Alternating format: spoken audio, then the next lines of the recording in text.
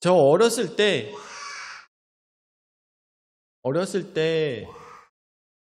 그 집에 커다란 어항이 있었어요.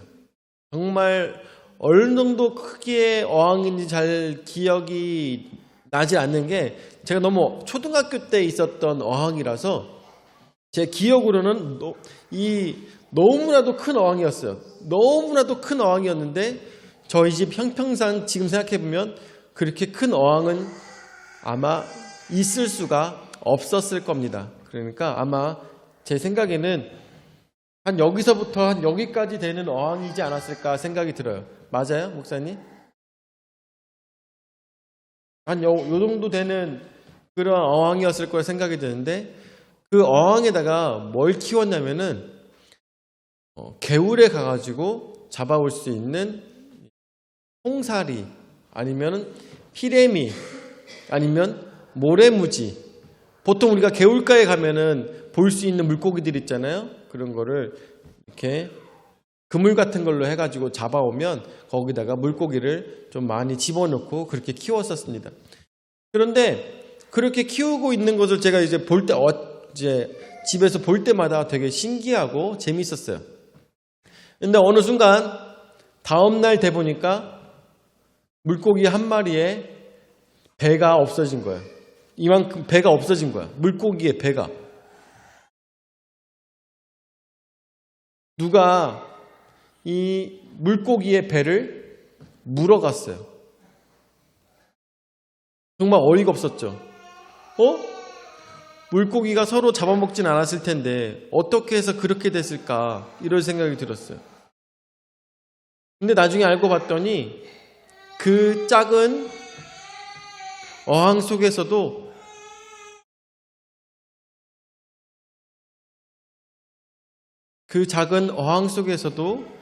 그 물고기를 서로 잡아먹고 서로 미워하고 서로 괴롭히는 모습을 제가 볼 수가 있었어요. 밤중만 되면은 숨어있던 왜 저래요? 밤중만 되면은 숨어있던 메기가 나와가지고 물고기들을 한 입씩 먹는 거였어요. 왜? 아시죠? 메기는 다른 물고기를 한 입씩 먹더라고요. 와가지고 물고기를 다 먹는 게 아니에요. 한 입씩 먹어요. 야, 진짜 끔찍한 놈이더라고요. 그래가지고 물고기가 있는데 물고기가 한 2마리 정도가 몸이 이렇게 없는 거예요. 그래갖고 이거를 어떻게 해야 되나 아버지께서 그래가지고 나중에 그 숨어있는 메기를 찾아가지고 어떻게 했어요? 죽였겠죠. 그렇죠? 죽였을 겁니다.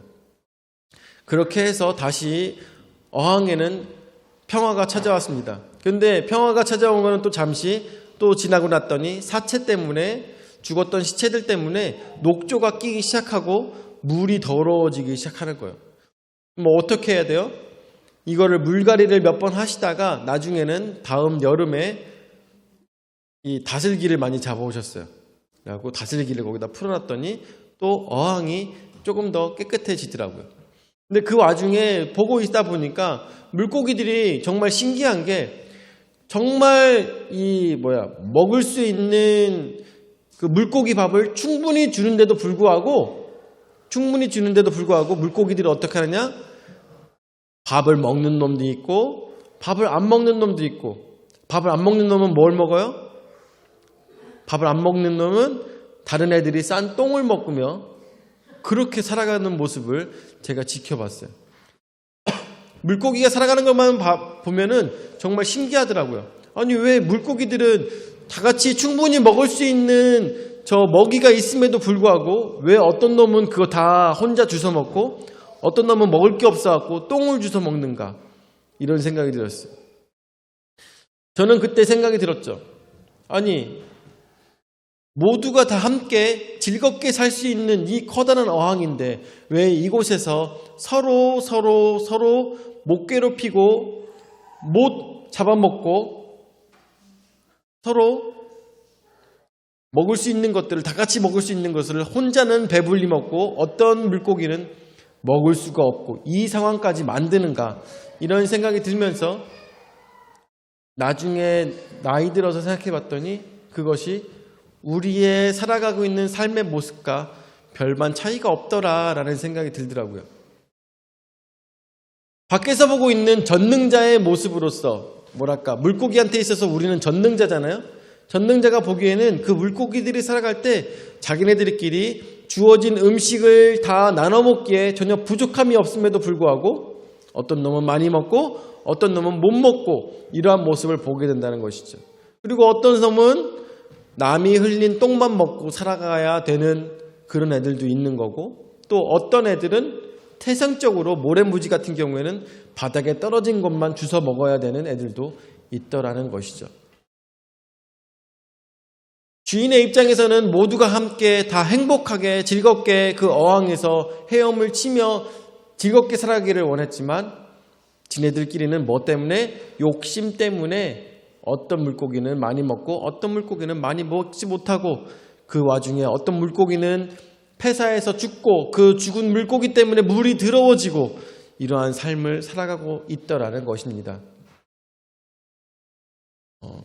어떤 과학자, 천문학자인 궤도라는 사람을 여러분들 유튜브를 보시면서 아니면은 텔레비전에서 저기를 보다 보면 유퀴즈에서 예전에 나왔던 적이 있는데 궤도라는 사람이 나왔었어요.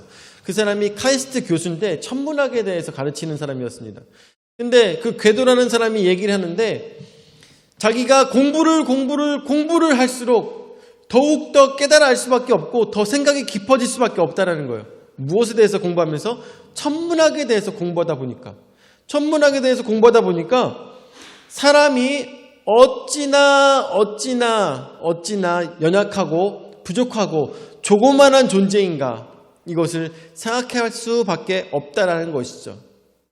이 지구가, 그리고 태양계만 해도 우리가 여러분도 아시다시피 지금 우리 세상의 방법으로 갈 수 있는 곳은 달밖에 없습니다. 사람이 갈 수 있는 곳은 달밖에 없어요. 그렇지만 조금만 더 열심히 연구하여서 토성까지도 어떻게 사람은 가진 못해도 로봇이나 카메라까지는 보낼 수 있는 기술력까지 되었어요. 그런데 언젠가는 사람도 토성에 가서 그곳을 테라포밍이라고 하죠. 그 토양을 바꿔가지고 우리가 살 수 있는 곳으로 만들어 보자라는 그런 원대한 계획을 갖고 있는 것이 지금 인간의 과학력의 기술력의 한계인 것입니다. 그런데 이 태양계에서 토성까지 가려고만 해도 정말 오랜 시간이 필요한데, 우주 전체를 놓고 봤을 때 토성과 지구 사이의 그 간격은 먼지 정도밖에, 보이지 않는 먼지 정도밖에 되지 않는다는 것입니다.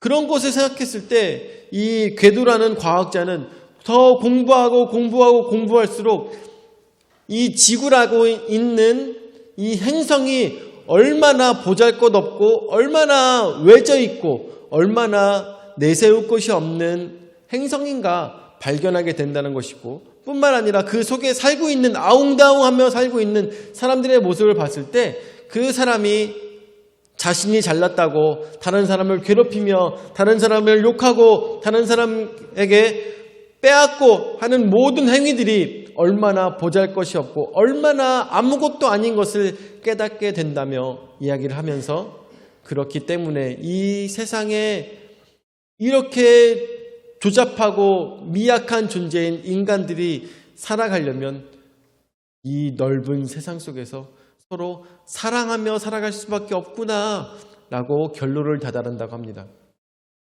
공부를 하면 하고 공부를 하고 더 공부를 하고 더 먼 곳을 바라보며 공부를 하였을 때 결론은 인간은 서로 지구에서 사랑하며 살아가야 되는 것이 가장 큰 일이구나, 가장 중요한 일이구나라고 생각한다는 것이죠. 저는 생각했을 때 아마 그 궤도라는 그 사람은 아마 기독교인이 아닐까 이런 생각이 많이 드는데, 자, 오늘 말씀을 시작하기 전에 이런 얘기를 했었는데, 마가복음 9장 말씀을 통해서 여러분들에게 하고 싶은 이야기가 바로 이 얘기입니다. 오늘 말씀의 제목은 엘리야의 고난입니다. 8절 말씀에 보니까 문득 둘러보니 아무도 보이지 않냐고 오직 예수와 자기들 뿐이었더라 라고 했습니다. 제자들을 데리고 예수님께서 변화산에 가셔서 그곳에서 어떤 모습을 제자들에게 보이셨습니까? 3명의 제자들에게 모세와 엘리야와 예수님의 모습을 보여주면서 예수님께서 부활하실 존재에 대해서 그리고 죽지 않고 영광을 볼 존재에 대해서 예수님께서 제자들 3명에게 보여주셨습니다. 그리고 난 다음에 나오고 있는 말씀이 바로 8절 말씀인 건데 이제 제자들이 문득 둘러보니까 더 이상 아무도 보이지 않냐고 예수와 자기들 뿐이 보이지 않았다는 것입니다. 더 이상 모세도 엘리야도 보이지 않았다는 것이죠. 자, 그래서 첫 번째로 살아날 때까지라는 것으로 우리가 생각해 봤으면 좋겠는데, 자, 9절 말씀 보도록 하죠. 9절 말씀. 그들이 산에서 내려올 때 예수께서 경고하시되 인자가 죽은 자 가운데서 살아날 때까지는 본 것을 아무에게도 이르지 말라 하시니 라고 하였습니다.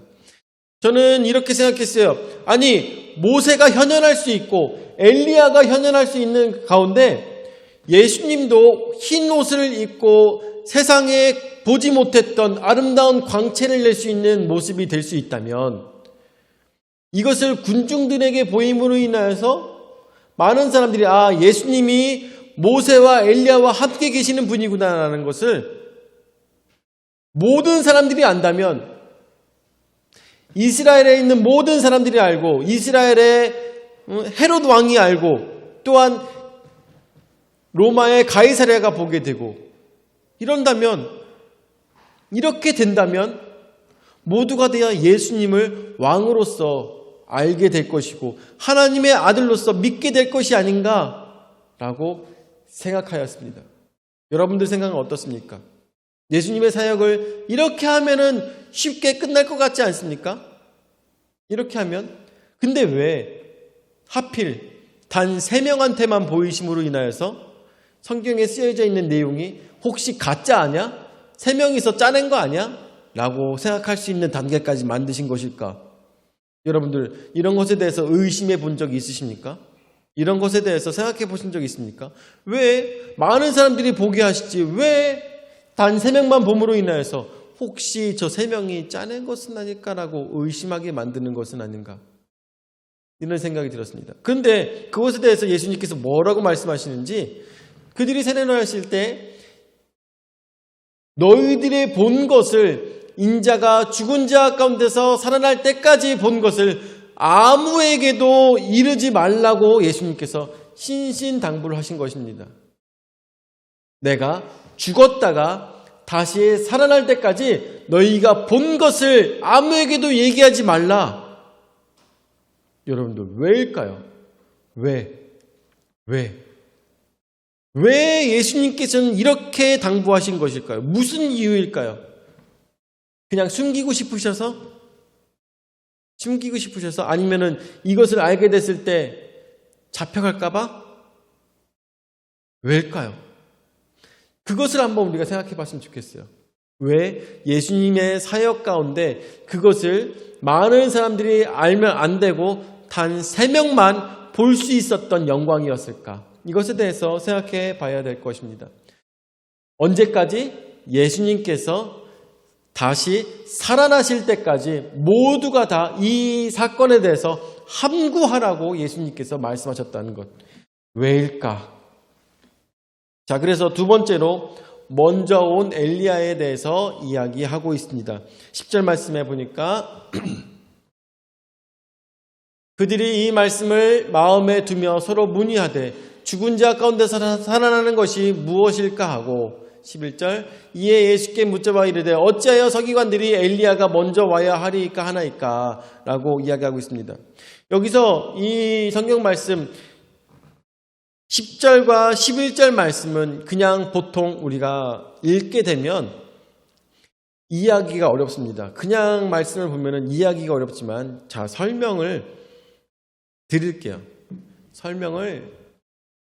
저는 어려운 말씀도 쉽게 하려고 노력을 많이 하는데 말씀을 드리면 10절 말씀 전에 뭐라고 말씀하십니까? 예수님께서 9절 말씀에 다시 살아날 때까지 너희는 이 사건에 대해서 아무에게도 얘기하지 말라 말씀하셨고 10절 말씀에 보니까 10절 다시 보여줄까요? 10절 말씀에 보니까 그렇다면 예수님께서 죽었다가 다시 살아날 때까지 아무한테도 얘기하지 말라고 하시는데 그러면은 죽은 자 가운데서 살아나는 것, 부활이라는 것은 도대체 무엇입니까? 서로 고민하고 서로 질문하고 있었던 것이죠.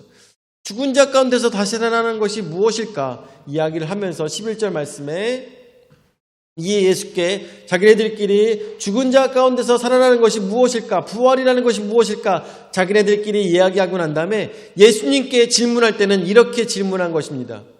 어찌하여 서기관들이 엘리야가 먼저 와야 하리이까 하나이까? 라고 얘기하고 있습니다. 우리는 예수님의 부활 사건에 대해서 처음으로 이것이 말이 나왔다고 생각할 수가 있겠지만 사실은 그렇지 않습니다. 이미 예전부터 굉장히 구약시대에서부터 이 부활이라는 것에 대해서 많은 백성들이 고민하고 또한 기대하며 또한 랍비와 많은 바리새인들이 이것에 대해서 연구하고 있던 바가 바로 부활이었어요. 그런데 이 랍비들이 이 부활에 대해서 이야기할 수가 있었던 이유는 바로 말라기서 3장 1절 말씀이 있었기 때문인데 말라기서 3장 1절 말씀에 만군의 여호와가 이르노라 내가 내 사자를 보내리니 그가 내 앞에서 길을 준비할 것이요 또 너희가 구하는 바 주가 갑자기 그의 성전에 임하시리니 곧 너희가 사모하는 바 언약의 사자가 임하실 것이라 라고 했습니다. 마지막 여호와의 때에 바로 먼저 너희에게 보내는 선지자가 있을 것이라고 했습니다. 그렇다면 그 선지자는 도대체 누구일까? 마지막 때가 됐을 때 보내는 선지자가 누구일까라고 얘기했을 때 말라기서 4장 5절 6절 말씀 보니까 보라 여호와의 크고 두려운 날에 이르기 전에 내가 선지자 엘리야를 너희에게 보내리니 라고 했습니다. 누구를 보낸다고요? 엘리야를 보낸다고 했습니다. 말라기서의 구약에서의 말씀에서는 선지자를 통해서 하나님께서 말씀하신 바 선지자 엘리야를 너희에게 먼저 보낸다고 말씀하고 계시면서 6절 말씀에 그가 아버지의 마음을 자녀에게로 돌이키게 하고 자녀들의 마음을 그들의 아버지에게로 돌이키게 하리라. 돌이키지 아니하면 두렵건대 내가 와서 저주로 그 땅을 칠까 하노라 하시니라 라고 했습니다.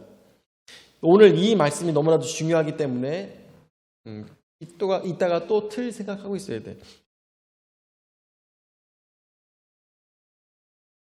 엘리야가 먼저 와서 어떻게 한다고요? 하나님과 사람들의 관계를 평화롭고 화평하게 먼저 만들 것이라고 이야기하고 있습니다. 그렇지만 그렇지 아니하면 돌이키지 아니하면 두렵건대 내가 와서 내가 누구예요? 하나님께서 와서 저주로 그 땅을 칠까 하노라 하시니라 라고 했습니다.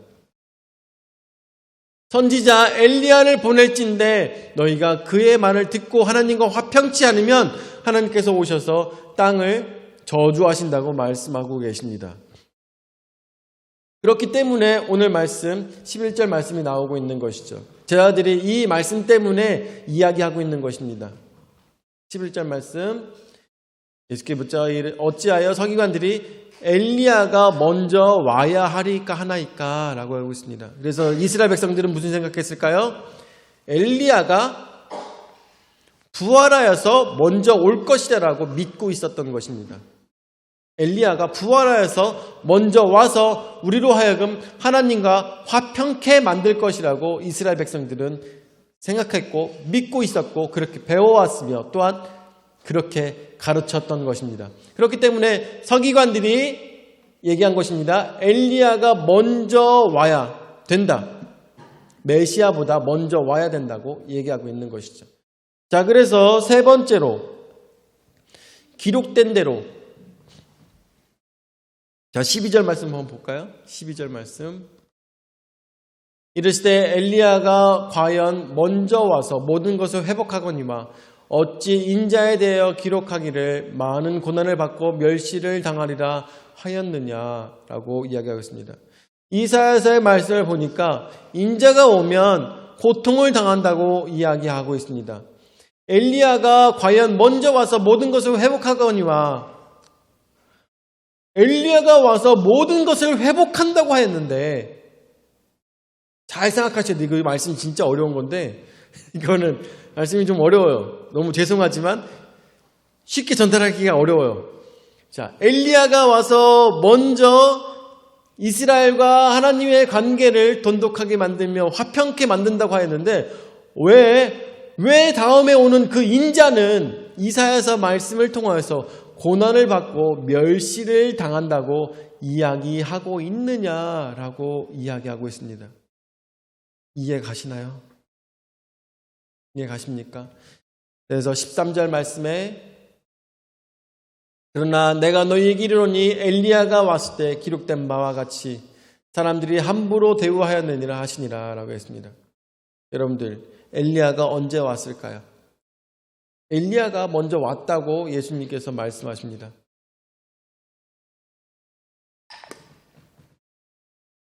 나중에 제자들이 깨달았어요. 아, 엘리야가 누구였구나라는 걸 알게 됐는데, 바로 마태복음 17장 말씀을 통해서 알듯이 엘리야는 바로 침례 요한이었던 것입니다.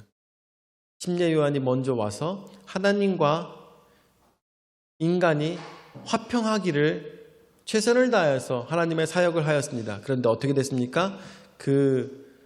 먼저 온 엘리야는 고난을 당하고 박해를 당하고 결국 사람들로 하여금 버림을 당하였던 것입니다.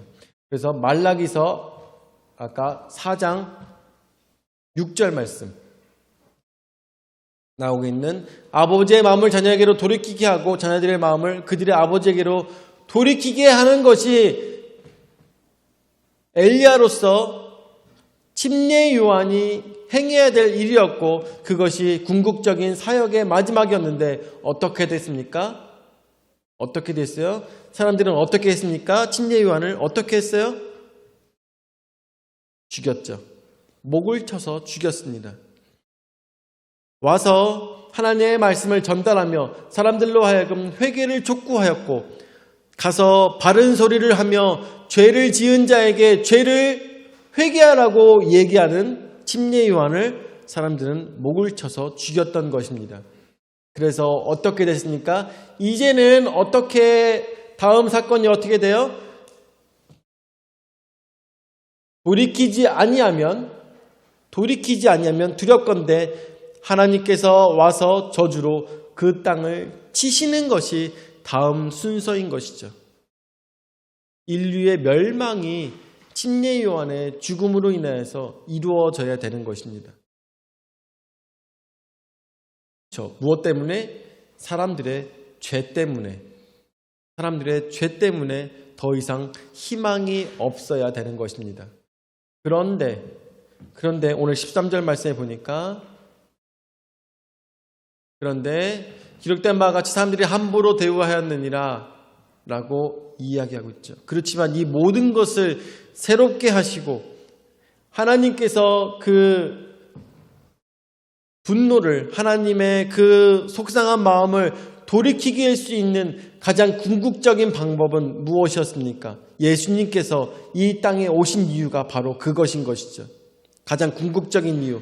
사람들은 다시 돌아온 엘리야를 죽였기 때문에 하나님께서는 이 땅에 대해서 저주를 내리시는 것이 다음 순서임에도 불구하고 어떻게 예수님께서 그들을 위해서 화목제물로 돌아가셔야지만 인류는 구원을 받을 수 있다는 것입니다.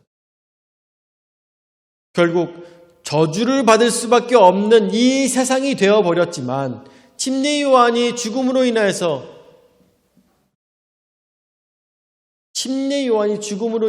이 세상은 저주받을 수밖에 없는 세상이 되어버렸지만 이 세상의 마지막 희망으로서 예수 그리스도께서 이 땅에 화목제물이 되심으로 인해서 하나님과 인간의 관계를 이으시는 관계가 되었다라는 것입니다. 그렇기 때문에 어때요? 오늘 9절 말씀, 그렇기 때문에 바로 이것이 나오는 것입니다. 그렇기 때문에 그들이 산에서 내려올 때 예수께서 경고하시되 인자가 죽은 자 가운데서 살아날 때까지는 본 것을 아무에게도 이르지 말라 하시니, 어느 누구도 예수님께서 십자가에 달려 돌아가실 것에 대해서 막아서는 안 되는 것입니다. 여러분들 이해 가시나요? 이제 이해 가시나요?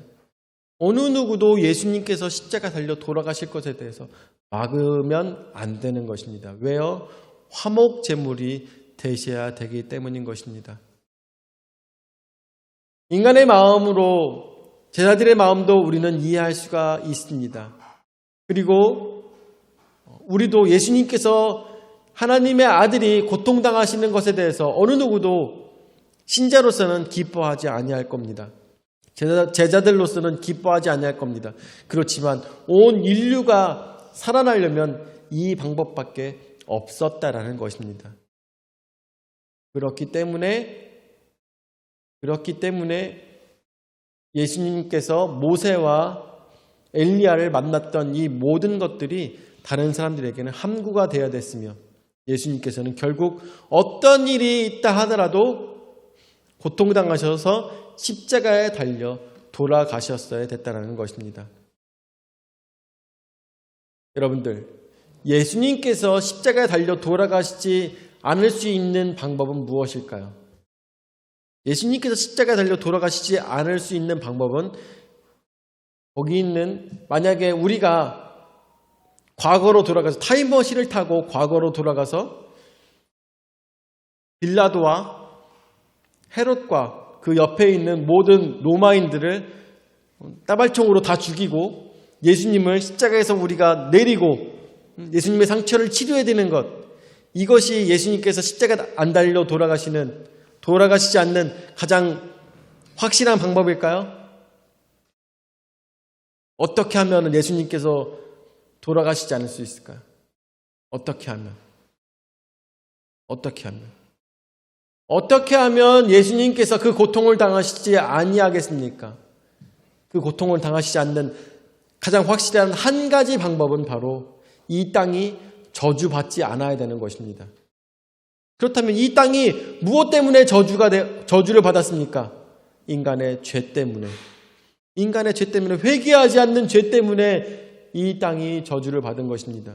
여러분들, 우리가 죄를 지며 살아갈 때, 우리가 하나님 말씀에 순종하지 않으며 살아갈 때 우리는 결국 예수님을 십자가에 달려 돌아가실 수밖에 없는 그 죄인들의 모습이 우리에게 있다라는 것입니다. 내가 죄를 지며 살아갈 때 바로 예수님을 다시 십자가에 매다는 그러한 삶의 모습이 우리가 될 수밖에 없다라는 것입니다. 나 때문에 어쩔 수가 없이 예수님께서는 고난을 당하실 수밖에 없다라는 것입니다. 그러면 우리는 어떻게 살아가야 되겠습니까? 어항에 있는 물고기들조차, 그곳에서는 어때요? 주인이 먹을 수 있는 모든 것들을 다 줬으며 때가 되면 물까지 다 갈아주면서 깨끗하게 다 청결하게 물고기들이 다 살 수 있는 것을 만들었지만 물고기들이 서로 욕심을 부리고 다른 물고기를 잡아먹으로 인하여서 그 물고기들을 어떻게 했을까요? 나중에 원로 목사님께서 어떻게 했을까요? 어항을 키우다가 못해 먹겠다고선 버리시는 거예요. 무슨 얘기인지 아시겠어요? 못해 먹겠다고선 버리는 거예요. 하나님께서도 어떨까요? 우리 모든 인간들이 먹을 것들이 풍부하고 이 세상에서 풍족하게 기쁨으로 살아갈 수 있는 이 세상을 하나님께서는 허락하여 주셨지만 우리끼리 싸우고 지지고 괴롭히고 살아가는 모습을 봤을 때 하나님께서는 그 땅에 저주를 내리실 수밖에 없다는 것입니다. 우리는 어떠한 모습으로 살아가야 되겠습니까? 예수님이 십자가에 달려 돌아가시지 않게 서로 사랑하며 서로 안아주며, 그리고 다른 사람이 나의 죄에 대해서 참 내가 여러 번 생각하고 고민하고 해서 너를 사랑해서 하는 얘기인데 라고 하면서 얘기해 줄 때 다른 사람의 말에 경청하고 그리고 경청하고 난 다음에 어떻게 되겠습니까? 나 자신을 바꿔가려고 노력하고, 그리고 궁극적으로 서로 사랑하기 위해서 노력하고, 그러한 모습이 있었을 때 예수님께서는 어때요? 십자가에 돌아가실, 고통을 당하시고 돌아가실 이유가 없으셨다는 것입니다. 우리 이제 어떻게 살아가야 되겠습니까?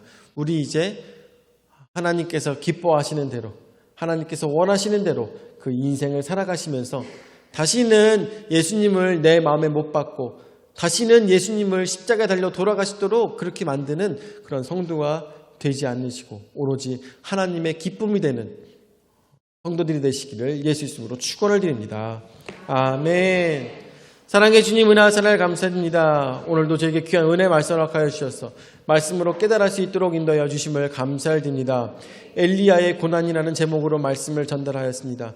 그 말씀을 생각했을 때 엘리야가 고난을 받으며 세상에는 저주가 내릴 수밖에 없었습니다. 그렇지만 예수 그리스도의 고난과 십자가에 달려 돌아가심으로 인해서 우리에게 새로운 구원의 길이 열린 것을 말씀을 통해서 생각하게 됩니다. 주여, 우리와 함께하여 주셔서 이 십자가 달려 돌아가심이 헛되지 않도록 인도하여 주시옵고 오로지 내가 온전한 신앙생활과 또한 하나님께서 우리에게 베풀어 주시는 그 교훈을 따라 많은 사람들을 서로 사랑하며 안아주며 서로 높여줌으로 인하여서 주님께서 기쁘게 받으시는 우리 인간들의 삶이 될 수 있도록 노력하는 우리 모두가 될 수 있도록 인도하여 주시옵소서.